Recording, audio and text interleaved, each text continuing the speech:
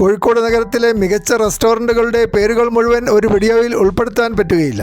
കാളൂർ റോഡിൽ ലൈവ് അൽഫാം റെസ്റ്റോറൻറ്റ് കുഴിമന്തി പോലെയുള്ള അറേബ്യൻ ഭക്ഷ്യവസ്തുക്കൾ നൽകുന്നു. കാളൂർ റോഡിൽ തന്നെ റൂസ്റ്റർ റെസ്റ്റോറൻറ്റ് അറേബ്യൻ ഭക്ഷ്യവിഭവങ്ങൾക്ക് പേരെടുത്തിട്ടുണ്ട്.